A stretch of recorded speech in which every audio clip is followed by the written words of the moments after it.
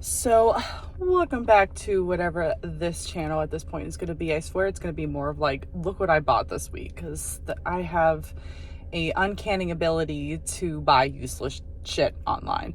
And I swear I'm not the only person on this internet. I also watch people who do shopping stuff all the time, because I'm like, ooh, that looks pretty cool. So today we got another package, and this one again is from Shein, even after I said I wasn't going to shop on this website anymore. The only reason why, again, I bought is because they have particular items that I'm looking for. But this time, this is a therapy base, along with just one item I got from my son in particular, just to help with counting. So you guys are going to come for a ride for a very quick. So if you're wondering why my car is because I am getting ready to go to work.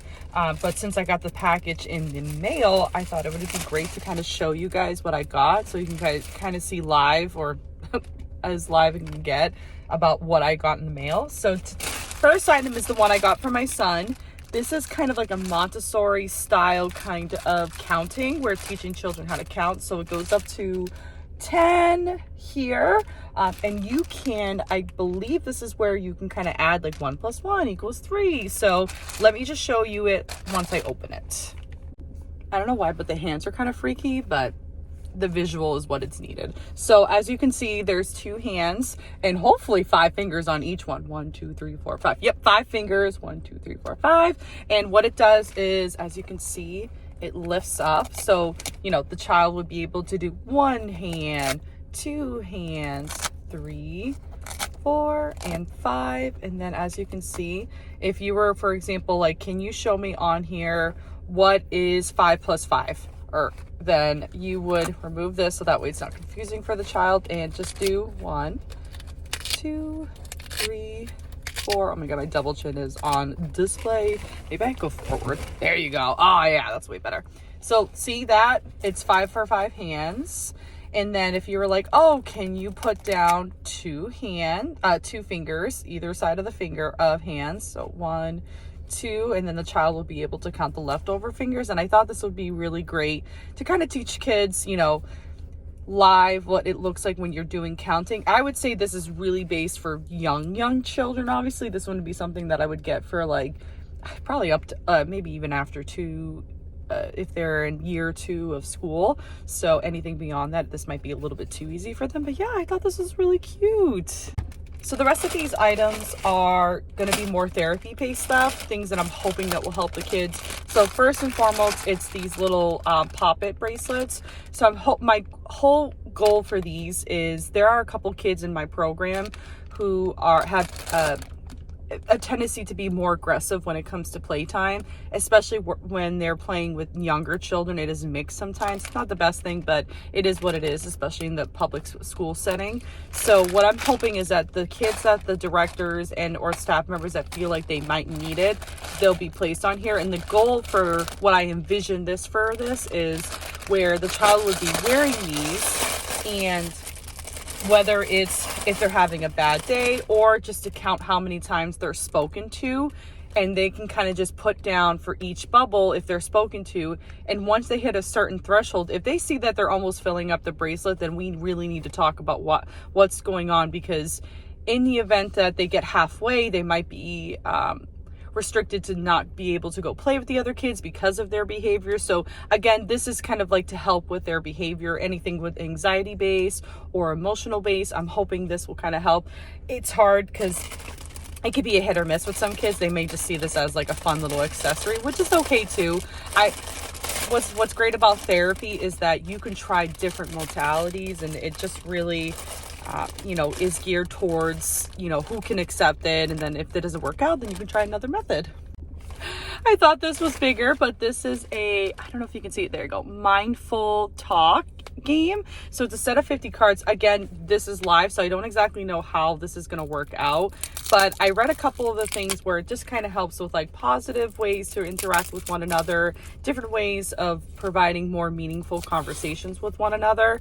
That's what I find that, you know, there's an example on the back where it says, describe the last time you felt really calm, or what is the one new thing you would like to try. So those are the two examples on the card. This was really inexpensive, and I thought this would be a cool little game for the kids, just to kind of start that conversation of what mindful talking looks like. Again, this is just to kind of help with the whole behavior issues that some children have, and also engage children in those meaningful conversations with not just a staff member, but maybe one another too as well.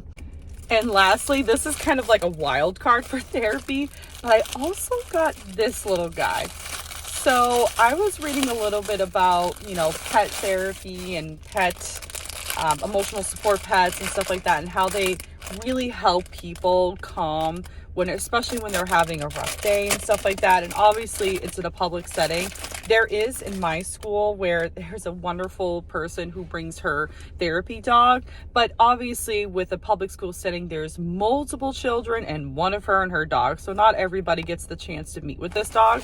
So I thought this would be a little cute little way of getting the children involved with like talking, especially if they see a little guy like this. Now, supposedly this guy talks, but already I can see some problems with it. Oh my God. Sounds like a car alarm, but it's okay. I didn't know it made noises. Oh my God. But yeah, this is I think it would be great. It's a funny little tool to help with children calm down, especially when they see a little cute little guy like this. I'm hoping he doesn't talk the whole time, but if that's the case, this may not be a tool for everybody, but I thought this was really sweet, especially if kids want to talk to inanimate objects. I know in therapy, a lot of adults also may try to have something similar to this where they talk to inanimate objects. It's kind of like what we call role playing. So that's more for adults. This is more for meaningful conversations, especially if they're having a fear of talking about any major issues that are happening at home or at school or something in whenever their life circumstances. Sometimes it's really hard to talk to adults about those certain things, and even peers of their own. So having an inanimate object may help with that conversation piece. And I thought this guy was really cute. It's I try to get something a little bit realistic. So that's why I tried to get something that kind of, looked a little bit more like a bird versus like a stuffed animal, because my mindful parrot, so he's gonna help me help you. So anytime you want to talk to somebody, and especially if you can't talk to me, you can talk to the bird. But the only exception is that this bird stays with me, and our conversations are going to be heard by me and me alone and our little friend here, which of course I'm going to let the kids name. Probably going to be something outrageous. These kids always think of something outrageous, but yeah. So this is kind of the haul. It's a very quick one, obviously, as you can see. That's why I did this quick one, because I thought, hey, I have time, I can do it now. So yeah, so if you're looking for kind of ideas, I hope this helps.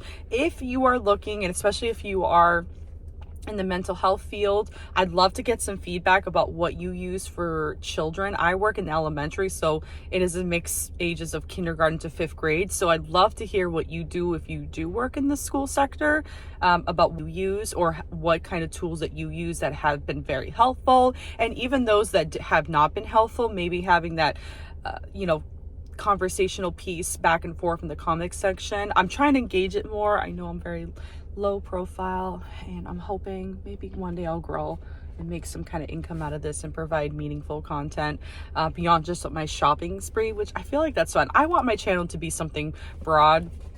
I want it to be a podcast. I want it to be a vlogging. I want it to be educational. It's a problem, because even the forums I've read before are like, you need to have some particular thing what is your niche? And I'm like, everything's my niche. So, but yeah, so I hope you enjoyed this, and I'll see you